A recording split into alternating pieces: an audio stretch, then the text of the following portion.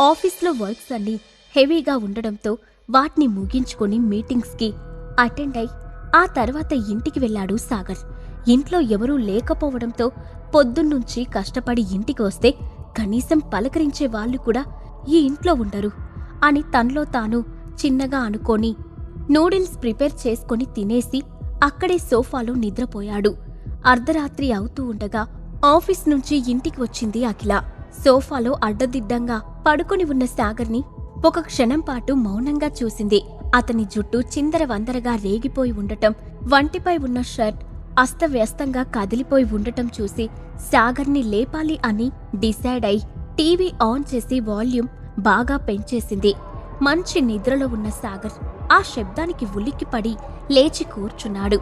అఖిల వెంటనే సౌండ్ తగ్గించి, రాత్రంతా ఇంటికి రాకుండా తిరగడం ఎందుకు?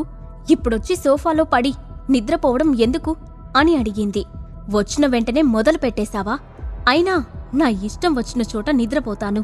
ఈ ఇంట్లో నాకు హక్కుంది అని చిరాగ్గా అన్నాడు సాగర్. ఇంటికి వచ్చేసరికి కనీసం పలకరించేవారు కూడా లేకపోవడం, పెళ్ళై 3 ఏళ్లైనా సరే అఖిలకి తనకి మధ్య రిలేషన్ సరిగ్గా ఉండకపోవడంతో సాగర్కి ఫ్రస్ట్రేషన్ వచ్చేసింది. ఎప్పుడూ లేంది ఎందుకిలా విసుక్కుంటున్నావ్? నిన్న రాత్రంతా ఇంటికి రాకుండా ఎక్కడికి వెళ్ళావ్ అని గొంతు పెంచి అడిగింది అఖిల. నా ఫ్రెండ్తో మాట్లాడుతూ ఉండిపోయాను. అయినా నువ్వు ఇంత అర్ధరాత్రి వస్తే నేను నిన్ను క్వశ్చన్ చేస్తున్నానా? అలాంటప్పుడు నువ్వు నన్ను ఎందుకు అడుగుతున్నావ్ అని చిరాగ్గా అన్నాడు సాగర్.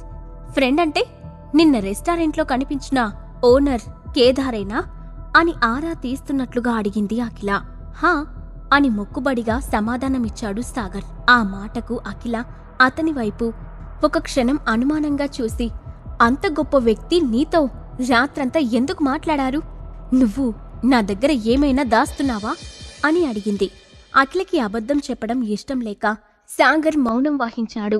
దాన్ని వేరేలా అర్థం చేసుకున్న అఖిల, అయినా నువ్వెక్కడుంటే నాకెందుకులే, వెళ్ళి నా కోసం ఏదైనా డిష్ ప్రిపేర్ చేసి తీసుకురా అని ఆర్డర్ వేస్తున్నట్లుగా చెప్పింది.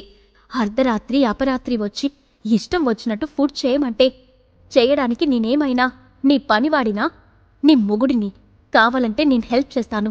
ఇద్దరం కలిసి ఏదైనా డిష్ ప్రిపేర్ చేసుకొని తిందాం. అంతేగాని ఆర్డర్ వేస్తే పడను. అయినా నాకిప్పుడు ఫుడ్ ప్రిపేర్ చేసే మూడ్ లేదు అని సీరియస్గా చెప్పాడు సాగర్. నాకు చాలా టైర్డ్గా అనిపిస్తుంది, అందుకే అడిగాను. అంతేకాని నేను నిన్ను ఎప్పుడూ తక్కువగా చూడలేదు అని బాధగా చెప్పింది అఖిల. ఆ మాటలకి సాగర్ వెనక్కి తగ్గాడు. ఏదో ఫ్రస్ట్రేషన్ని అఖిల మీద చూపించి అనవసరంగా తనని బాధ పెట్టాను అని మనసులో అనుకుంటూ అఖిలకి సారీ చెప్పేలోపే, నేను వెళ్ళి ఫ్రెష్ అయి నాకు కావాల్సిందేదో నేనే చేసుకొని తింటాను, నువ్వేం చేసి పెట్టక్కర్లేదు అని సీరియస్గా చెప్పి ఫ్రెష్ అవ్వడానికి వెళ్ళిపోయింది.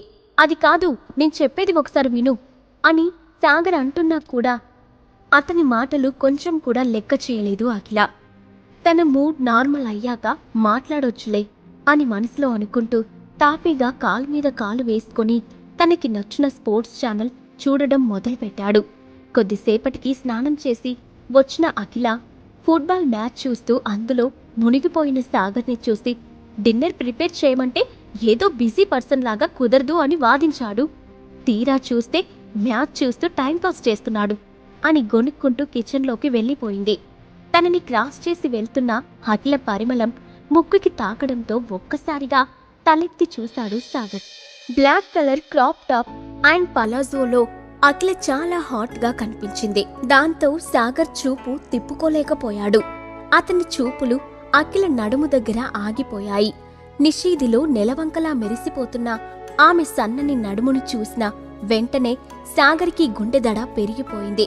ఆమె నడుము వంపుని అనుసరిస్తూ తనకి తెలియకుండానే అఖిల వెంట నడిచాడు.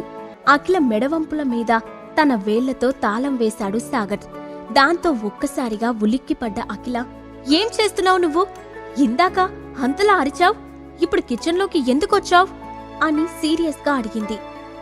అది ఏం లేదు, నీ మెడ మీద ఏదో ఉన్నట్టు అనిపించి నేనిక్కడికి వాటర్ కోసం వచ్చాను అని తడబడుతూ ఏదో చెప్పి వెంటనే నీళ్ల గ్లాస్ అందుకొని వాటర్ తాగుతున్నాడు సాగర్. అతని వైపు అయోమయంగా చూసి స్టవ్ ఆన్ చేసి బాండీ పెట్టింది అఖిల. పొయ్యి మీద నుంచి వస్తున్న వేడి సెగకి ఆమెకు చిరుచెమటలు పట్టాయి. ఆమె నడుము మీద చిన్నగా మెరుస్తూ కిందకి జారుతున్న చెమట చుక్కల వైపు చూస్తున్న సాగర్కి ఒక్కసారిగా పొలమారింది. సాగర్ గట్టిగా దగ్గడంతో అఖిల తనకి తెలియకుండానే సాగర్ తలపై చిన్నగా తట్టింది. తెల్లగా ఉండే ఆమె ముఖం రోజా పువ్వులాగా ఎర్రగా కందిపోయింది. ఆమె ముఖమంతా చెమటతో తడిసిపోయింది. అది చూసి సాగర్ గుండె కరిగిపోయింది. నా అఖిల చాలా సుకుమారంగా ఉంది. స్టవ్ ముందు ఉన్న 2 నిమిషాలకి ఇలా కందిపోయింది అని మనసులో బాధపడ్డాడు. కర్చీఫ్తో ఆమె నుదుటి మీద పట్టిన చెమటలని తుడుస్తూ, బాగా అలసిపోయినట్టున్నావ్, నువ్వెళ్ళి రెస్ట్ తీసుకో, డిన్నర్ నేను ప్రిపేర్ చేస్తాను అని లాలనగా చెప్పాడు సాగర్. అఖిలకి కూడా టైర్డ్గా అనిపించడంతో వెంటనే సరే అని చెప్పి హాల్లోకి వెళ్లి రిలాక్స్ అయింది. 5 నిమిషాలు గడిచేసరికి ఆ ఇంట్లో అడుగుపెట్టింది శైలజ. లోపలికి వస్తూనే కిచెన్లో తీరిగ్గా బ్రెడ్ తింటూ ఉన్న సాగర్ని చూసింది. దాంతో ఉదయం తనతో ఫోన్లో మాట్లాడిన మాటలు గుర్తొచ్చాయి. వెంటనే ఆమె ముఖం కోపంతో కందగడ్డలా మారిపోయింది. రుసరుసలాడుతూ వెళ్లి సోఫాలో అఖిల పక్కన కూలబడింది. తల్లి ముఖంలో చిరాకుని గమనించిన అఖిల, మళ్ళీ ఏవైంది మమ్మీ, ఎవరేమన్నారు అని అడిగింది. ఇంకెవరున్నారు, మన ఇంట్లో మనల్ని విసిగించడానికి ఉంది అతనొక్కడే కదా, కృతజ్ఞత కూడా లేని మనిషి అంటూ కిచెన్ వైపు చూసింది.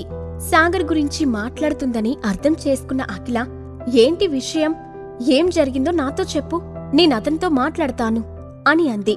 అదే అఖిల, టెస్ట్ ట్యూబ్ బేబీ గురించి చెకప్ చేయించాలని అనుకున్నాను కదా, దాని గురించే అని శైలజ చెప్తూ ఉండగానే అఖిల అయోమయంగా చూసి, వాట్, టెస్ట్ ట్యూబ్ బేబీనా, ఎవరికి అని అడిగింది. అనుకోకుండా నోరు జారిన శైలజ తన కూతురికి ఏం సమాధానం చెప్తుంది? పిల్లల కోసం తన తల్లి శైలజ డిస్పరేట్ గా ఉందని తెలుసుకున్న అఖిల ఏం చేస్తుంది? ఈ ప్రశ్నలకు సమాధానం తెలుసుకోవాలంటే నెక్స్ట్ ఎపిసోడ్ వినాల్సిందే.